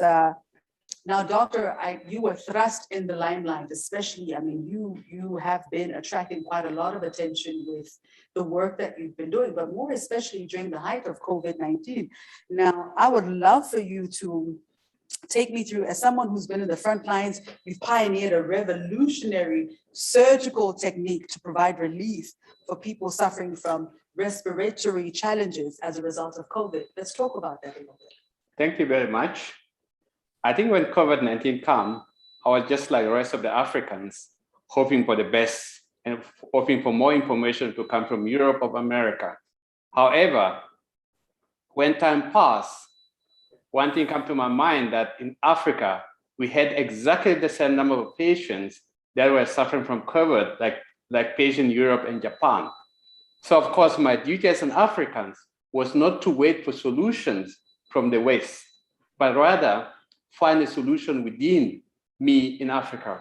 And that's when, of course, I come with the decision that maybe the best is let's try to have and see whether we could do something to save the lives of our own patients. And of course, that becomes success. So for me, that's quite a very good story for Africans, that the solutions Africa should be coming from us as Africans. We should be willing to do things differently. And if you remember, the World Health Organization do not approve actually the use of bronchoscopy in treatment of COVID-19 patients because the first world country has not advocated. However, as time goes on, after they did perform the procedure, now currently which is being used across the world, it actually creates awareness that actually as African, we are capable of rising above ourselves. Well, I'm curious to know, why are the first world countries not advocated, and why are we following their lead when we know that it's working?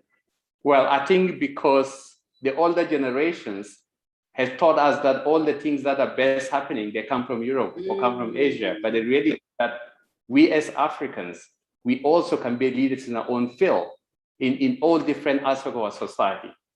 I say Africa and African solutions.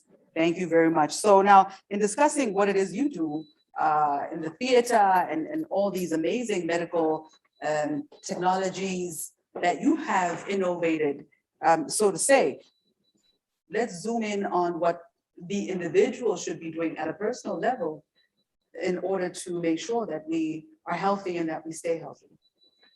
I think the problem, let's look back at the problem in Africa. I think for Africa, as an individual, of course, I could do whatever I could do, but of course, there's some limitations.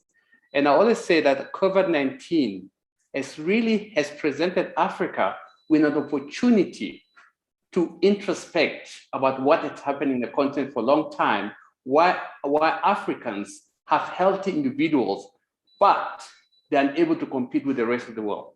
Mm. And that's, for me, that's what COVID has actually exposed Africa for that. Mm. And of course, yes, we talk about exercise, we talk about lifestyle change, but we're forgetting one thing. Africa is a continent of 60-40, where 60% are living beyond the poverty line. Now there's a direct link between poverty and the risk of chronic diseases. Mm. Hence, if you look at the lifespan of Africans, their lifespan is less than 50 years, as compared to Japanese who are almost 90 to 100 years. So, I mean, that's a huge gap. So the question, what is happening in Africa? Yes, of course, exercise is good, but I mean, you can't exercise when your tummy is empty. Yeah. You can't do that. I mean, imagine you got no food to eat, you got no shelter. So the basic needs for the poor people, they're able to afford the bath. And that's where our problem is. So the issue that now, the biggest elephant in the room, of course, always been our government. And the fact that they're not providing enough support or policies that actually, yes, the policies are actually great. If you look at African policies, they're great. By implementation and corruption, obviously, still from the poor. So I think for me, as individual African, we all need to stand up and create a system that enables us to develop first economically. And then, of course, health would follow this because it's direct link between the health and the economical activities. The more the countries prosper economically, our healthcare system tend to improve also concurrently. Yeah, I don't know if I'm being overly ambitious, but I think we need to open up a conversation around food security and how we can put the power squarely back in the hands of the citizen. Because what happened when our grandparents used to plant their own food? We used to produce our own food. Yes, yeah, of course. I think if you look for a number of years, Africans were they did a lot of subsistence farming. But obviously, once the demands increases, climate change become a problem. So you need to use more sophisticated equipment, and that's where probably Africa ends falling behind. But just remember, Africa is a rich continent. You know what I mean? With all the resources, and we just want to know is to have a leadership that would be able to understand the needs of our own people. And food is very important for adult or older people. Food is very important. All of us depend on food. Yeah. Now, if you don't have adequate nutrition, I mean, how would you actually think of fighting COVID? Let's go away with the lockdown. I mean, Ambassador wrote a nice book. Say, actually, there should not be lockdown. I mean, lockdown for who? Middle class? Yes, benefit. If you're sitting in the shack in the overcrowded poor area, how can lockdown actually benefit you? Because you can't sanitize, you can't isolate, you can't actually have toilet, you have no water. I mean, those are basic human needs. And I think our focus should be based on the basics needs for every African to be able to have access to those basic human needs. You make very valuable points there, Dr. Mweti. I'd like to bring you in here. I mean, you've accumulated quite a really impressive amount of freaking flyer miles from the last 18 months. You've literally traveled around the world and back several times, meeting with leaders on every continent. You've touched base with every region of this continent. You've literally sat in the room with leaders from multiple sectors. And in the discussions you've had, you've obviously addressed the importance of vaccines. You've been at the forefront of encouraging a more equitable distribution of vaccines and combating vaccine hesitancy. And that's important for the record. This is a conversation about health and what the various sectors of society need to do to ensure that Africa is better prepared for this pandemic and any other that we may be faced with. So I'd like to ask you, in your opinion, what should politicians, policymakers, health practitioners, and the average person be doing to change Africa's health profile? Okay, thanks very much for having invited me, first of all. I really appreciate this opportunity, first to hear all these leaders in different areas and to take part in this discussion. Actually, if there's one good thing about the COVID-19 pandemic is that I've stopped traveling all around the place. But you're right, I've been stuck to my computer in different locations, particularly in Brazzaville in our office, endlessly, and actually attended more meetings and discussions than you do when you have to fly to places. So it's been remarkable for being connected in a strange way. Yeah, I do think there's a role for all of these different groups that you've listed to play.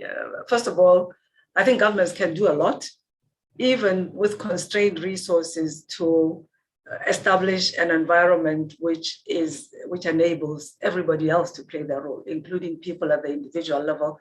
And of course, taking into account the realities of our region, the disparities in terms of income and people's circumstances, be very intentional in ensuring that they not only provide the policy context, but they actively provide the environment, the support, and invest in some of what's needed for particularly low-income people to be able to live healthy lives. That's really the role of government, to regulate, to develop legislation if necessary, to carry out things like taxing tobacco, which they're doing progressively in more countries, in order to make it more difficult for people to acquire it, because you'd be amazed, even in the lowest income circumstances, when strategies like breaking open packets of cigarettes, sitting at a roadside stall selling one cigarette at a time so that children, young people can buy cigarettes.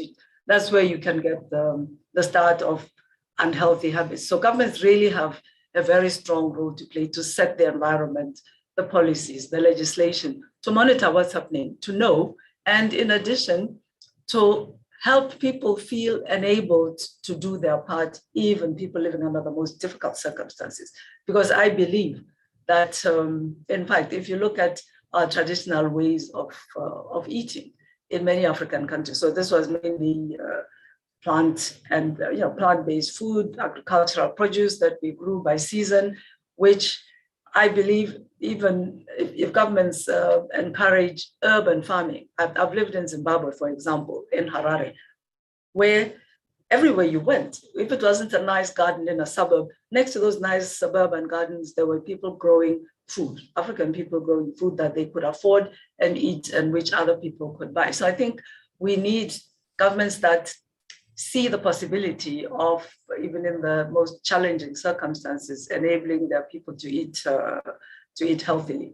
That's the part of governments. They need to support in a particular way everybody, but people who are most challenged to be able to do their part. And I believe when people get that encouragement, including through information and education through the right sort of channels, the way people will believe what they are hearing. It's one thing to hear from a minister on television. It's something else to hear from somebody that you know, listen to, and trust. And those are some of the efforts that we need to make.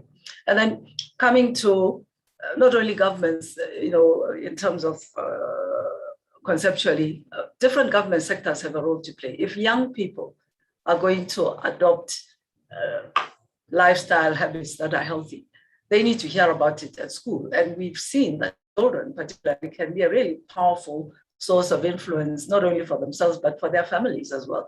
I don't know what's been your experience, but I have two daughters, when they were eight or nine, they heard at school that, oh, pork gives you worms. I stopped buying pork in my house because those girls refused to eat pork, and that was a misinformation. But, kids can make a huge difference in terms of what you do yourself, and they can be a really great source of information if they're given the right information and they're inspired to do the right thing. Education, teachers, those that are dealing with transportation, those that design our living spaces. I think now I very much agree with Dr. Oni's comments about our opportunities in terms of living spaces being healthier.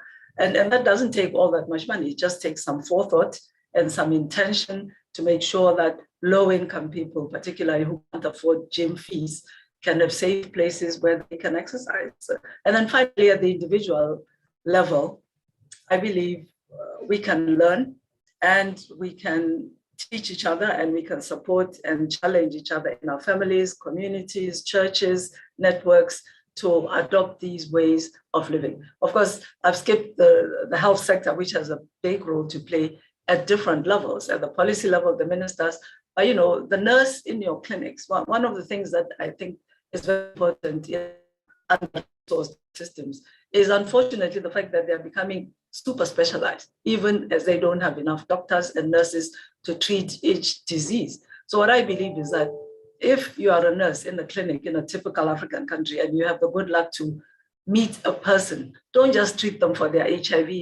They have HIV. Take the opportunity to find out about other aspects of their health. It might take a few more minutes, but if you can impart and encourage that information for healthy lifestyles, then that you'll be doing a kind of person-centered approach to health, as opposed to the current emerging disease-focused approach, which I think is very inefficient.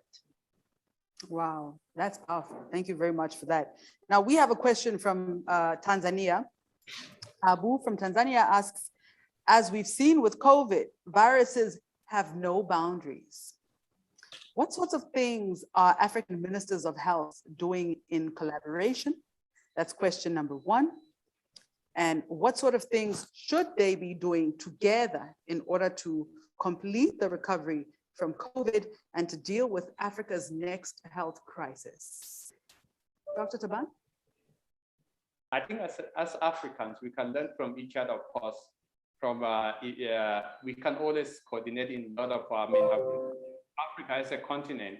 It's like people are more or less the same. And we could always exchange ideas to improve the healthcare of our own people. And for me, that would be the thing that the health ministry should actually get involved. And in terms of education and of course sharing success in one African country can be shared with another country without any problems. And of course, moving forward for the next pandemic, it all really depends for me. I think the children's I mean, the reason why Africa has lowest mortality in the world is just because we have younger population. And that for me is a blessing in the sky if those youths actually are empowered, educated, and can prepare to move Africa forward in the next generation. But I think also the most important, as I say, economical development, economical corporations, and making the youth of Africa really useful. So for me, I think the different government sectors should actually coordinate and work together to move Africa forward. Thanks very much for that, Doctor. And Dr. Meyer, just to add on to what Dr. Taban has just said, how can we better improve our way of doing things, both from a governmental and from an individualistic point of view? Thanks, Mashaba, and thanks to Ambassador Stith and colleagues for the invitation of this important session. Of course, the determinants of health are complex and multifaceted and beyond what we can really get into in a session like this. And the things that I've heard that I wanted to highlight is the idea that every individual has a responsibility to promote both their health, but also the health of populations. Individuals we've heard need to learn about the determinants of health, and the education system has an important role there. Individuals need to seek to monitor and improve their diet, their physical activity. And I agree fully with the comments of Drs. Taban and Moete about the role of policymakers in promoting healthy environments. I think the role of healthcare practitioners is perhaps a little bit more nuanced, because as Dr. Moete said, our healthcare systems are oriented to disease. All across Africa, health and healthcare systems and ministries of health are oriented to diagnosing and managing illness. And while nurses and doctors and healthcare workers have an important role to play as key opinion leaders in disseminating health-related knowledge, one of the big lessons from public health that I think has come across here that I want to highlight is that promoting health is not primarily the responsibility, or not only the responsibility of the Ministry of Health. It's a responsibility of labor and education, agriculture we've heard about, transport, urban design. And these other sectors arguably have a bigger role to play in promoting the health of a population than the Ministry of Health. And so I think this intersectoral the intersectoral nature of health promotion and population health really needs to come to the forefront in the future, as we've seen it come to the forefront in COVID, where ministries of health have a critical leadership role to play. But in fact, the response to the COVID epidemic has needed to be intersectoral, and where we've seen successful responses, we've seen that intersectoral response. Thank you very much. Much appreciated for that. So, we are continuing the conversations on social media. You can find us, jump into the conversation. The hashtag is COVID Conversation 2. And just a quick reminder that for those of you who've missed this entire conversation, it will be broadcast on BET Africa on the 12th of December at 3:30 p.m. It will repeat on the 13th of December at 5:30 p.m. and it will repeat again on the 14th of December at 5 p.m. Central African time. We're gonna just jump to one of our health tips just to keep your mind refreshed and to give you some advice on how you can be healthy and stay healthy.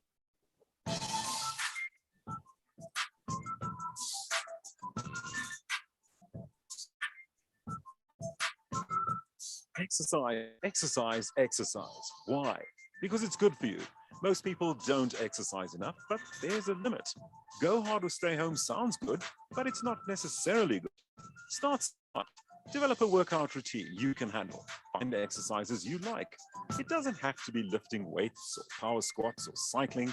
Something as simple as walking regularly, doing something to tighten up that tummy, and eating fresh fruits and vegetables and more fish will get you headed in the right direction. If you make the choice to get healthy, you'll feel better and be better able to battle infectious diseases like COVID-19. Be healthy and stay healthy.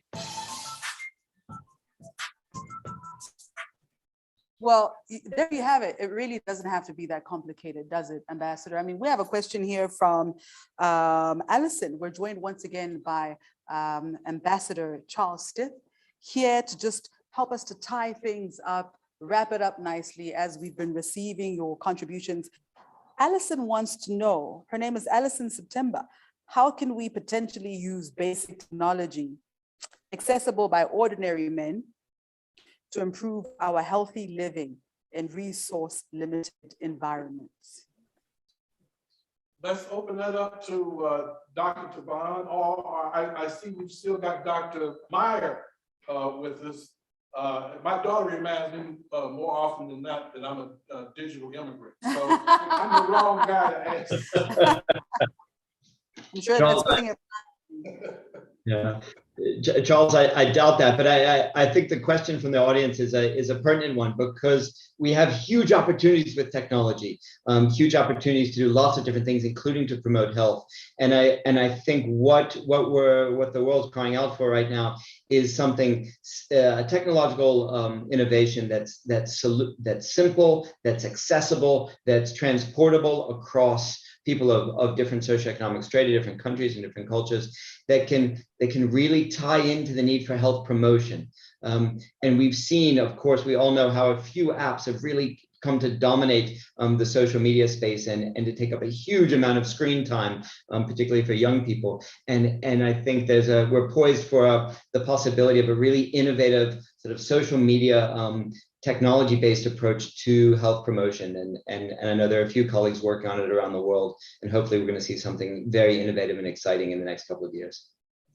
Yeah, look, I mean, my little minor contribution is that I just recently discovered that I don't need a gym. I don't need fancy equipment. I don't need money to stay healthy, to keep fit. It's about utilizing my body strength. So I'm talking about push-ups, sit-ups, planks. I'm on 30 seconds now. I can do a 30-second plank. Yeah. So, it's really just, skipping rope without a skipping rope is possible. So it's really just about thinking out the box in terms of staying healthy. How do you do it, doctor? I think it's actually a very important question. I mean, technology is the future. That's a reality. And the biggest issue, of course, in Africa is going to be accessibility. And again, that's when the policies come in. And I think in Africa would be very nice if the poor could access a simple app so that they could actually, which could be educational in terms of exercise, healthcare, to pass information. And I mean, if you look currently in Africa, everybody got a kind of a phone which is available. And imagine having a powerful tool about health or this program, somebody could watch in the village, and that would actually change the society. So I think, yes, technology is the way to go, but we need to make sure that, again, we need to lift the people out of the poverty line. They have to be accessible to internet, education, and so forth. All right, that's it. But I mean, I don't know, Ambassador, because I love this advice that you're giving, and I think you've hit the nail on the head. In the interim, how do we empower our people to really be more self-sufficient? As the saying goes, ask not what the government can do for you, ask what you can do for the government. Or is it ask what not you can do for the people? Or I don't know how it goes, but Ambassador, you get my flow. Well, let me take a crack at two questions that you raised. Yeah. I mean, the first is the one from Allison about the technology. And again, I don't want to go too far out of the head of my skis on this. But one of the things that I found is on my phone, I finally discovered with my daughter's help that I have a pedometer that tracks my steps. And I was also instructed, Dr. DeBond would appreciate this, that if I can average between 7,500 and 10,000 steps a day, that'll do pretty good. I'll do pretty well in terms of fitness. Yeah. And what I discovered is that when I'm tracking the steps on the pedometer, if I'm not where I need to be, that becomes a little bit more of an incentive. To keep going. To keep going. Yeah. That's right. Yeah. You look at the pedometer and you go, man, I'm just 1,500, steps short. Yeah. And you figure out how to get out that front, get off the couch. Yeah. Get out the front door and do a little bit more walking. Yeah. So I mean, that's again, kind of every person use the technology to stay motivated and inspired to reach your fitness goals. Right. On the other question, the bigger question about how do we wrap our hands around this as citizens? If I were to try to summarize what I've heard today during this conversation. One,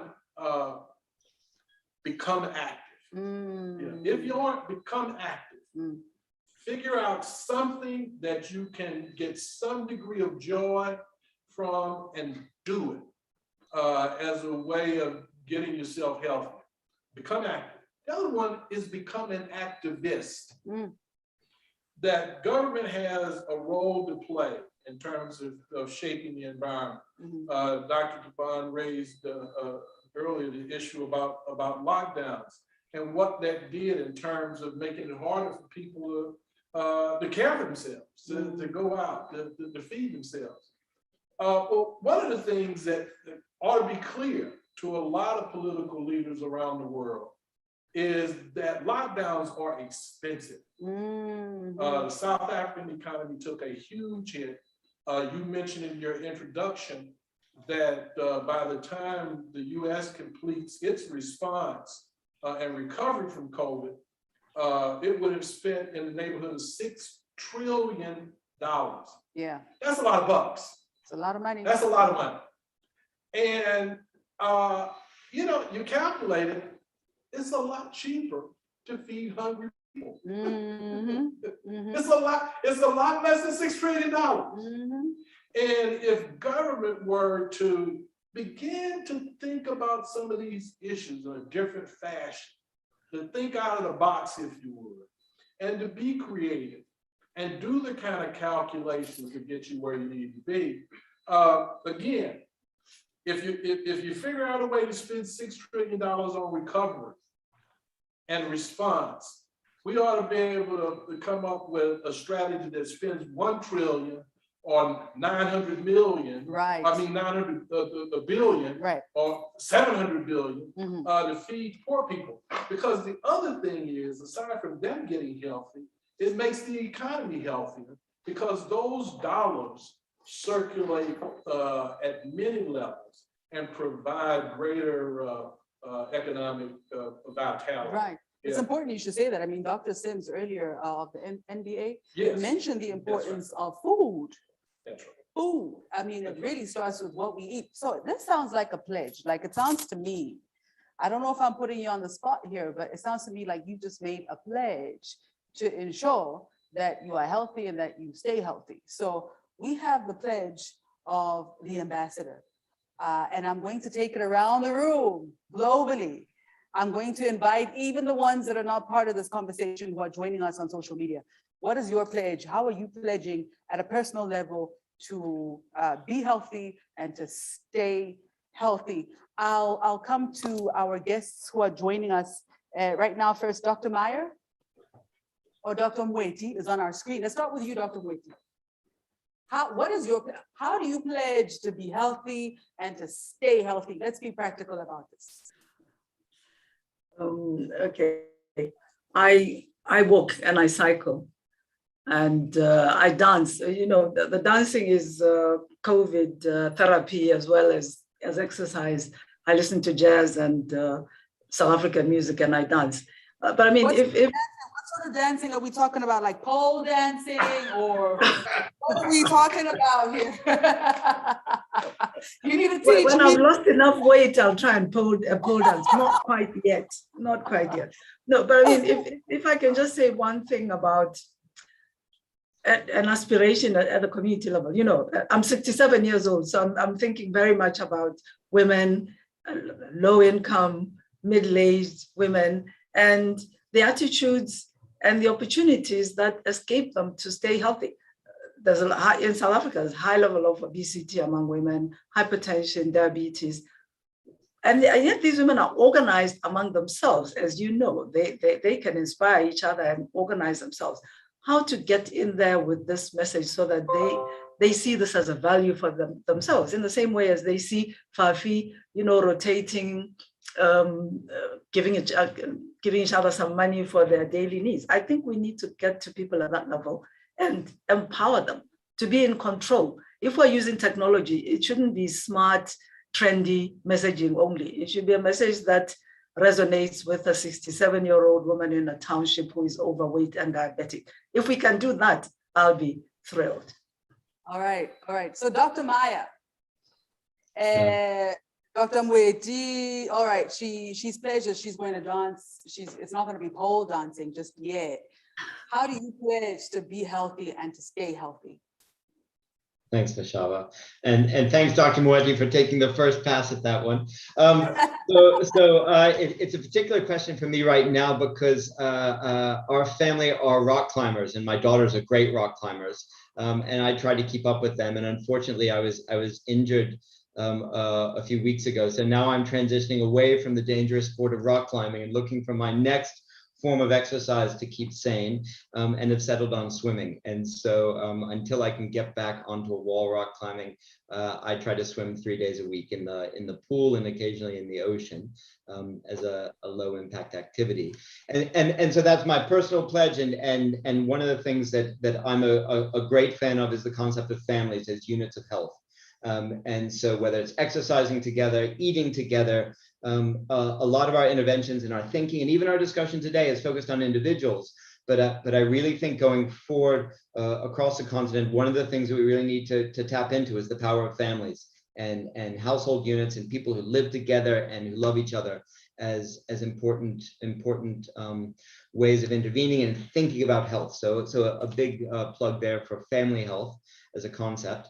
And I think all of us on this call, we have tremendous agency and we're tremendously empowered, the guests in the studio and the people on Zoom. And so in addition to taking care of our own health and thinking about the health of our family and our loved ones, I think we all have an important role to play in promoting the health of populations through the work that we do. For Dr. Mweti or Dr. Taban, those are obvious, and for me, through education, through advocacy, and so forth.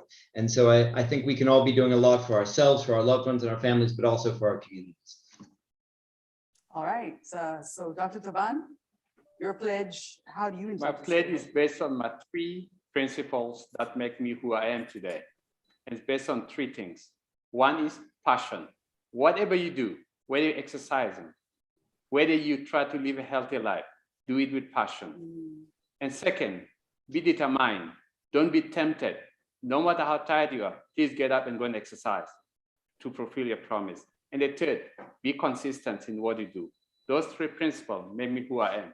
Please make them your own so that we can have a better, healthy nation. Passion, determination, and consistency. Ambassador? I want to take another bite at the apple, if I might. One, I think the improvisation of getting all of us to make our pledge is spot on. And I'm going to tell you why. It's very simple. Yeah. You can't lead people where you aren't prepared to go. Oh, say that again. You can't lead people where you aren't prepared to go. And if we're going to talk about leading people, leading our family, leading our friends, leading our communities to a better place of health, we have to be willing to make that same commitment. The other point that I'd like to make, though, beyond the personal commitment, as important as that is affecting the political balance. Yeah, I grew up, I'm doing fairly well now. The Lord has blessed me mightily. But I grew up in a poor community. And it was such a community, you know, you really didn't appreciate you were poor because everybody was poor. Yeah. And there was a lot of love in that community.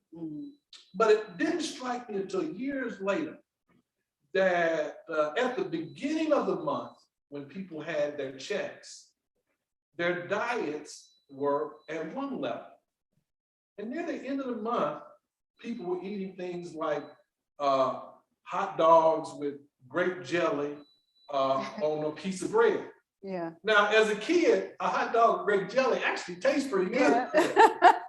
But the reason that that was occurring was not because that was the cuisine of choice. It was simply because the money had started running out. Survival. And you had to stretch it any way you can. So it is important for governments to step up and come up with creative strategies to help poor people eat better. Because at the end of the day, the reason their diets are what they are is because they just don't have enough doggone money. So it is what it is. It certainly is. And so thank you all so much for allowing me to put you under this, what is it, to put you on the spot. Thank you for pledging, because we want you to pledge and tell us what it is that you are going to do to make sure that you get healthy and that you stay healthy. As our slogan says, be healthy and stay healthy. Now, we've come to the end of our conversation. And I want to just make sure that we encourage you to join this conversation on social media. We want to know what sorts of things should our government be doing to complete the recovery from COVID and to deal with Africa's next health crisis. You're more than welcome to tweet us and hashtag COVID conversation too. And we've certainly had an amazing, in fact, I've quite thoroughly enjoyed myself, and I will remember this conversation for a long time to come. And I'm certain that you will too. I'd like to thank our panelists, Dr. Taban, Dr. Moeti, Dr. Maya. I'd also like to, in addition, thank our last group of panelists, the Dr. Ryan Noach, Dr. Walter Willett, Dr. Talula Oni, Dr. Vicky Lambert, Dr. Leroy Sims, Dr. Lwazima Nzi, Dr. Boshoff Steenkamp, and the DG of the Department of Sport, Arts and Culture, Mr. Vusumuzi Mkhize. On behalf of the African Presidential Leadership Center, I'd like to thank our partners, the Universal Musical Groups Task Force for Meaningful Change, Viacom BET Africa, the Pula Group, SKX, and the UCT School of Public Health, and a very special thanks to the National Lotteries Commission of South Africa, which is the principal patron of COVID Conversation 2. And I'd like to thank the APLC for your vision and for your hard work and pulling this through. So Ambassador Charles Stith, really from the bottom of my heart, thank you very much. I'm truly honored. Don't forget that the edited version of this conversation will be broadcast on BET Africa on the 12th of December at 15:30. It will repeat on December 13th at 17:30, and a second repeat will occur on December 14th at 1700 hours. Stay tuned for the APLC's next step in the fight against COVID. And until next time, from me, Masachaba Kumalo, be healthy and stay healthy.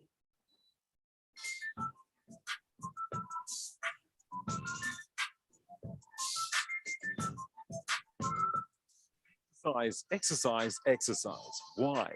Because it's good for you. Most people don't exercise enough, but there's a limit.